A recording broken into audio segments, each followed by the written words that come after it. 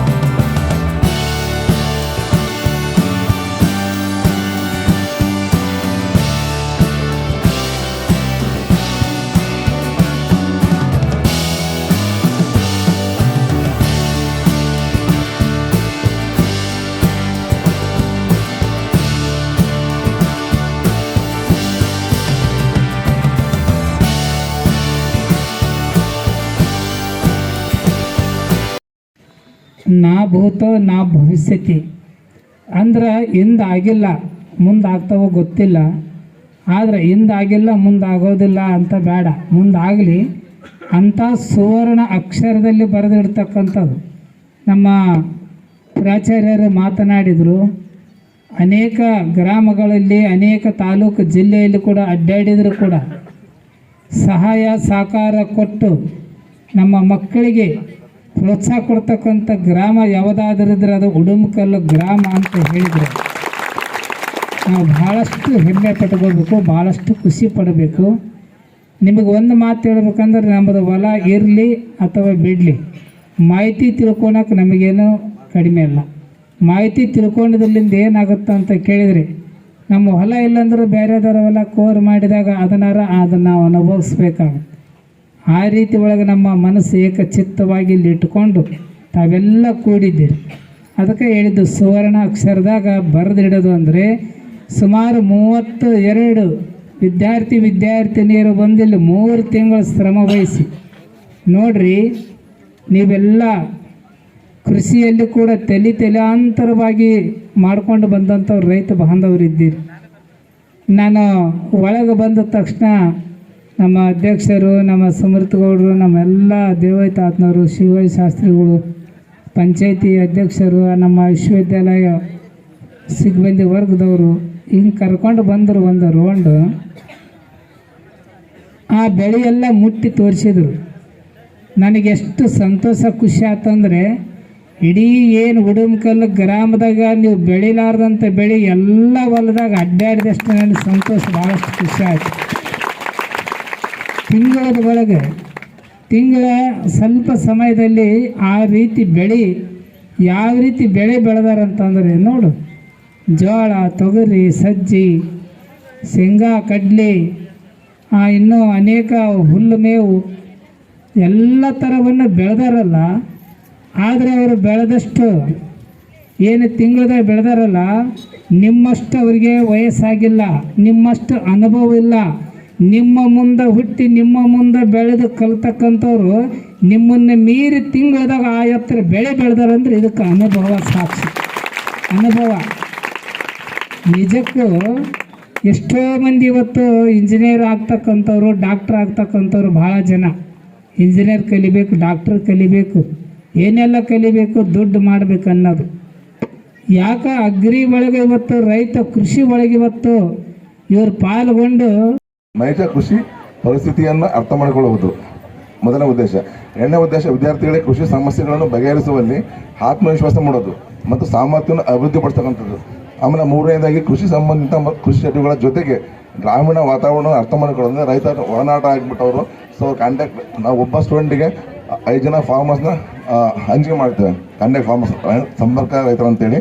So ಅವರು ಈ 3 ತಿಂಗಳ ಕಾಲ ಆ ಒಂದು ಸಂಪರ್ಕ ರೈತರ ಒಟ್ಟಿಗೆ ಇರಬೇಕು ಅವರು. ಸೊ ಅವರು ಏನು ಅವ್ರು ಏನು ಕಷ್ಟ ಸುಖ ಇದ್ದಾವೆ, ಕೃಷಿಯಲ್ಲಿ ಏನು ಸಮಸ್ಯೆಗಳಿದ್ದಾವೆ ಅವರು ಕೂಡ ತಿಳ್ಕೊತಾರೆ. ಆಮೇಲೆ 4ನೇದಾಗಿ ರೈತರ ಸಾಮಾಜಿಕ ಮತ್ತು ಆರ್ಥಿಕ ಸ್ಥಿತಿಗತಿಗಳ ಬಗ್ಗೆ ಕೂಡ ಅವರು ಅರ್ಥಕೊಳ್ತಾರೆ ರೈತರ ಒಟ್ಟಿಗೆ ಇದ್ಬಿಟ್ಟು. ಸೊ ಈ 4 ನಮ್ಮ ಗ್ರಾಮೀಣ ಕೃಷಿ ಕಾರ್ಯಾನುಭವದ ಒಂದು ಉದ್ದೇಶಗಳು. ಅಧ್ಯಯನದ ಮೂಲಕ ಈ ಗ್ರಾಮದಲ್ಲಿ ಬೆಳೆ ಪದ್ಧತಿ, ನೀರಿನ ಸಂಪನ್ಮೂಲ, ಮಣ್ಣಿನ ವಿಧ, ಸಾಮರ್ಥ್ಯ ಮತ್ತು ದೌರ್ಬಲ್ಯಗಳ ಬಗ್ಗೆ ಮಾದರಿಗಳ ಮೂಲಕ ರೈತರಿಗೆ ತಿಳಿಸಿಕೊಟ್ಟೆವು. ರಾಸಾಯನಿಕ ಗೊಬ್ಬರಗಳ ಸುರಕ್ಷಿತ ಬಳಕೆಯ ಬಗ್ಗೆ ಮಾಹಿತಿ ನೀಡುವುದರ ಮೂಲಕ ರೈತರಲ್ಲಿ ಜಾಗೃತಿಯನ್ನು ಮೂಡಿಸಿದೆವು.